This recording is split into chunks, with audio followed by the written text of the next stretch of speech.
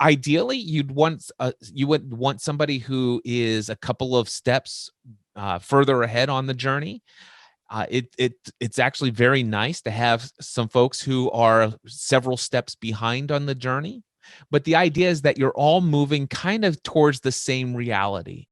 Welcome. Thank you for tuning in to this episode of the Online Business Expert Series. I am Pamela Wilson, and I coach people in mid-career to build profitable online businesses. And I am so thrilled to have Cliff Ravenscraft with us today. Thank you, Cliff. Pamela, I am so honored to be a guest on your show and to share whatever I can to be of encouragement and inspiration to others. Thank you for having me. Thank you. Thank you. And you have been in this online space as long as I have, I think a little bit longer. You've been doing lots and lots of things. And I know your big focus right now is mastermind groups. And I'm very excited to talk to you about those today because they're such a game changer. I think in particular for those of us who work remotely and by ourselves a lot of the time, having a group like that to meet with can be so important. So tell me what drew you to that topic of masterminds after having visited all these other topics and becoming an expert on all of these other things. So what drew me to the power of mastermind groups, I would say, was a mentor in my life by the name of Dan Miller. He wrote this book called 48 Days to the Work You Love. And it was through a lot of inspiration from him and others like him that made me think maybe I could make a living doing what I feel most called to do in this world. And prior to 2008, I had lived an entire lifetime as an employee. And January 2008, I'm full-time self-employed. That year, 2008, was the most passionate, life-affirming year of my life. It was also new depths of emotional despair and depression that it's like I didn't know that level of depression was even possible within inside of me. It's like the highest highs, the lowest lows. And I'm going to ask you about that because is that partly because, you were kind of in an offline space, you were working as an employee, and then when you came online and you were in that environment and responsible for all your earnings, and also in this weirdly like public situation, was it partly that, or have you thought back about why that may have happened? First and foremost, it was the fact that I just didn't know anything about owning a business. I just didn't know about pricing. I had all sorts of limiting beliefs around money. And one of which, by the way, I felt really guilty. I'll never forget the first few months of my consulting career. I was doing podcast consulting and I was charging $50 an hour, which I'm thinking, oh my gosh, I cannot believe somebody's going to pay me $50 an hour to do this. So I just had a lot to overcome there, lots of limiting beliefs. I was just freaked out about everything. I was walking through the unknown every single day of my life.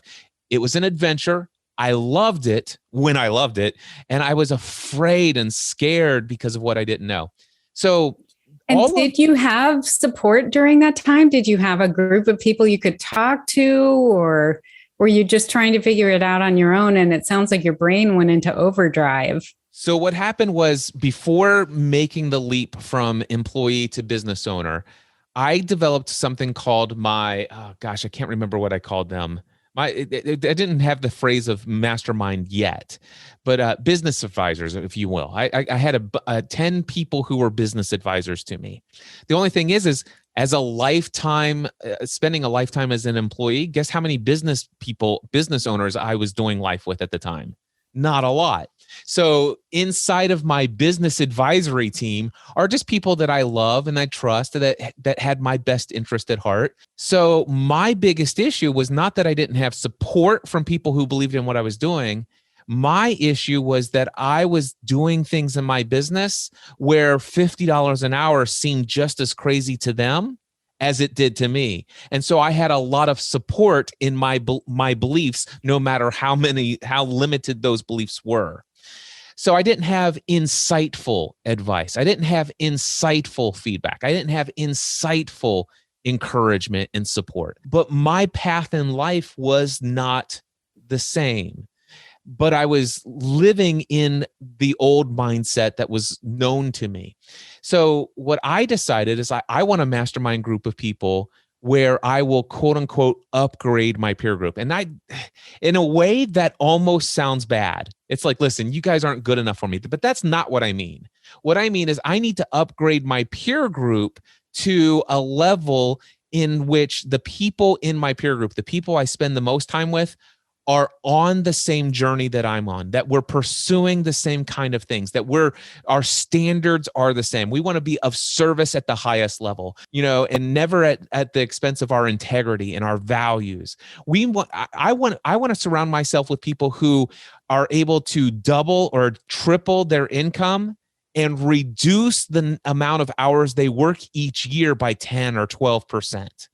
This is what I want. How did you find that initial group? Well, I had a guy named Pat Flynn, who was a blogger at the time. He said, he had his blog called Smart Passive Income. And he says, Cliff, I'd like to hire you to help me launch a podcast. Through our one-on-one coaching sessions, I just really, it's like, wow, this is a guy who's really doing some incredible stuff. He had already achieved massive amounts of success as a blogger. And I just loved his values, his approach to life. And I'm like, hey, have you ever heard of mastermind groups? He goes, yeah, I've been thinking about, looking into joining one. I said, hey, would you be interested in starting one with me? And he said, sure. And so in October 2010, that was the very first mastermind group I ever was a part of. Is Pat Flynn and I started that together. And that was in October 2010. We're now recording this April 2022. We've been meeting together every week since then. And we have now a total of six folks that are total in that group. That's amazing. So every week, wow. Every week, yes. Well, 50 weeks a year. We usually take Thanksgiving and Christmas off. And it's not that we don't ever have something come up in our schedules where somebody can't make it or something like that. But yeah, pretty much. You have a standing appointment. Standing appointment every week. It is the most important meeting every week on our business schedule, hands down. Nothing else will usurp that. So you saw the power clearly and how it changed your business. And it sounds like you wanted to bring that to others, right? I want to be in the world to be a source of inspiration and encouragement to help people truly identify who they are as a person. Why are they here? To stop living someone else's dream, to stop chasing what everybody else is telling them what success is, but to help them find out, what is my identity? Who do I want to be in this world? And then I want to help them break free from any thought, feelings, or emotions, behaviors, or beliefs that keep them from living in full alignment with their own vision. I want to be the mindset answer man. That's what I want to be. And so that's what I've been pursuing. The mindset answer man. I love that. I love a good rebrand. So that's awesome. Yes. So if somebody is watching this and you have completely convinced them that they need a mastermind group in their life, what would you recommend if they're going out to look for a mastermind group? What are the qualities that they should look for? What are the things they need to ask themselves before they start the search?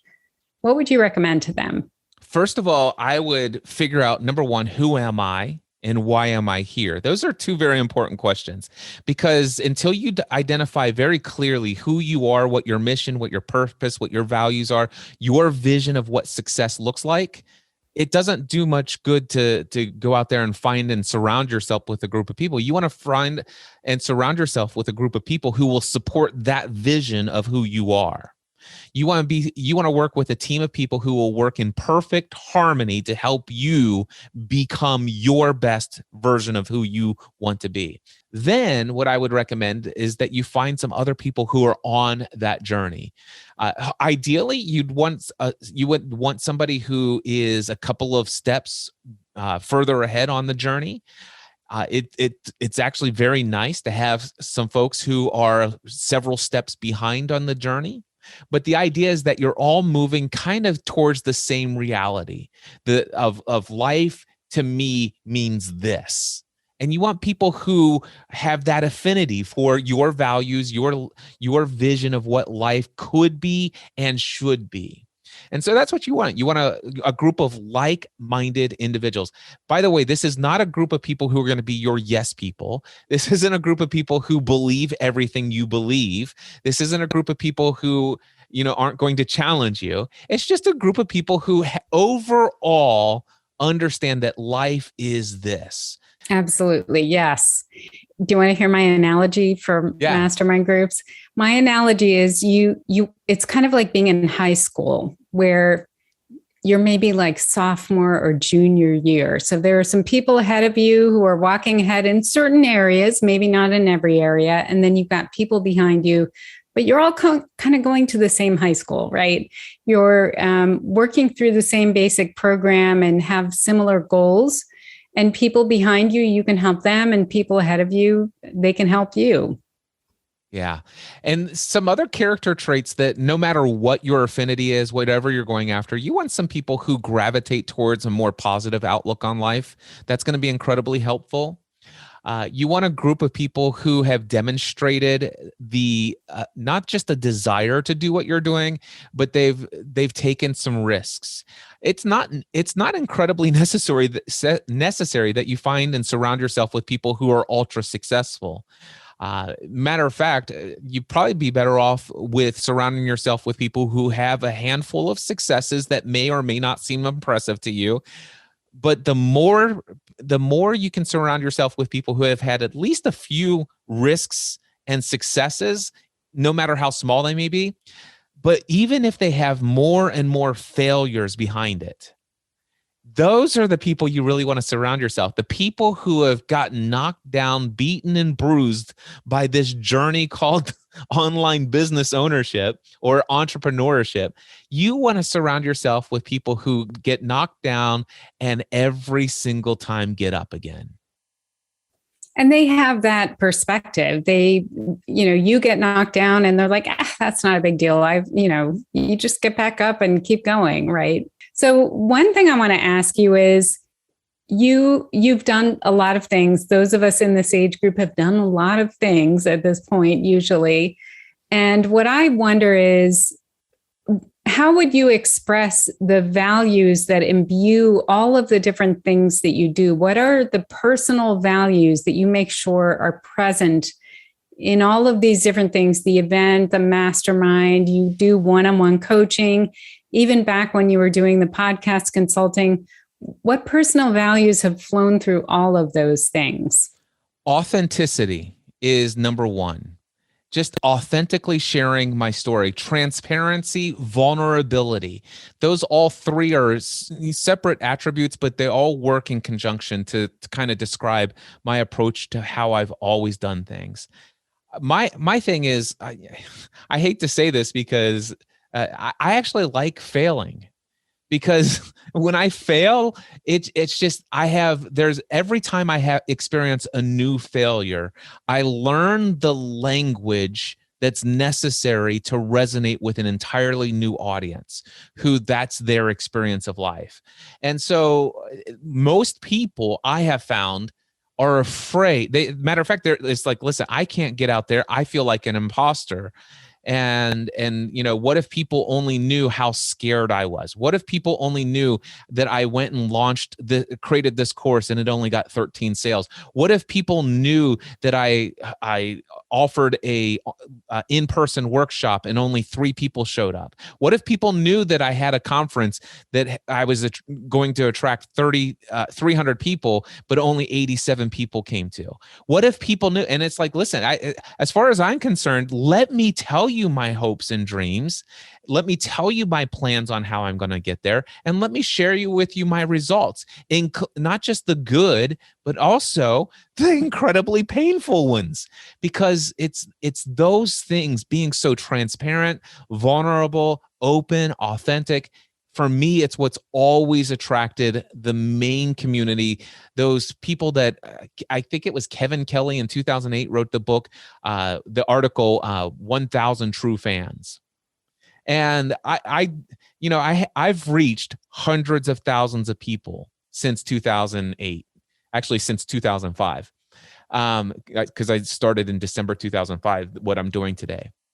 But I have hands down what is technically called 1,000 true fans. These are the people who would buy anything that you offer, who are going to support, they're going to subscribe to any content that you put out. It's the authenticity, the transparency, the vulnerability that has allowed me to create what I've created today. And yeah, those are the values. And I bet that makes you an amazing coach, and you are doing some one-on-one coaching as well, right? I do. It's the least profitable thing as far as scaling my time. So I don't do a lot of it. I usually have 3 to 5 clients that I work with at any one given time. And typically I only meet with my coaching clients for one 90-minute session per month. And all that life experience that you bring to the groups, that you bring to your one-on-one coaching clients, all of those ups and downs and the successes and the failures are super valuable. They just allow people to see that it's a journey. And even those of us who are successful have been on that journey. We've taken some knocks, and that's inspiring. It's a very inspiring story for people. I've come to a place in life, at least for me right now, where I don't believe that there is any such thing as success, and I don't believe that there is any such thing as failure. I don't believe there's any such thing as the next right decision or a wrong decision. I don't believe there's any such thing as a mistake. I believe there are only experiences in life, and it is only our perception. It's how we perceive it that we then might sometimes choose to put a label. This was a massive success. This was a failure. This was a mistake. Everything just, it is what it is. There were times when I would say, man, if I had one regret, it would be this. And then the reality is, it's like, no, I don't regret it. In interviews, I'm often asked this question: if you could go back and just change one thing, or if you could go back and tell an older version of yourself one thing, what would you say so that you could actually avoid a mistake? What's one mistake? I wouldn't. I would not change one thing. I am who I am today because of every experience I've ever had. And if you change any of those experiences, I wouldn't be who I am today. I wouldn't know what I know today. And I kind of love who I am today. That it reminds me, I'm in Nashville, so it's reminding me of a country song. And I'm sure you've heard it. It's from a while back. God bless the broken road that led me straight to you. Have you heard that one? I've heard that song before. Yeah. I mean, it's old at this point, but I just always thought that was the best line, because we're all traveling these broken roads, but they take us to where we are today. And if anything had been different about them, we wouldn't be here, right? So I love that introspective look at your journey. And I'm sure it's super helpful to people who are fortunate enough to be a coaching client and people who are in your mastermind groups. So if someone wants to learn more about your mastermind groups and participate in them, what's the best place to go that they could learn about that? Well, I appreciate that. So you could go over to nextlevelmastermind.info, not .com, but nextlevelmastermind.info for information. You will be able to see the sales page there. The one thing that I would encourage anybody who, even before you go and check that out, one thing that I would encourage people to do, this Free the Dream conference that I did, I was inspired to share my story about how beliefs basically determine our experience of life. And so my opening keynote address for both years of Free the Dream conference is a talk. It's a 1-hour talk called All Beliefs Have Consequences. And if you go to mindsetanswerman.com/free, you will see a 90-second video clip of me tearing up, shredding 3 $100 bills and throwing them in the trash. And in this 1-hour talk, I talk about how in 2008 and 2009, I was routinely tearing up money, refusing to send invoices, and throwing money out the window all of the time. I would encourage anybody who has found any value, if you're resonating with my voice at all, before going to nextlevelmastermind.info, go to mindsetanswerman.com/free, sign up for free access to watch that video. You can go ahead and unsubscribe as soon as you get your email and password. It's no big deal. But watch that 1 hour video. It potentially will change your life forever. That sounds really inspiring. And we'll put a link down in the description so people can easily find that. Cliff Ravenscraft, thank you so much for your time today. I really appreciate you being here on the Online Business Expert Series. You are an online business expert. You're the embodiment of what this interview series is about. And I appreciate you sharing your time and your story. Well, it is my pleasure, my honor. Thank you so much for just allowing me to share my story.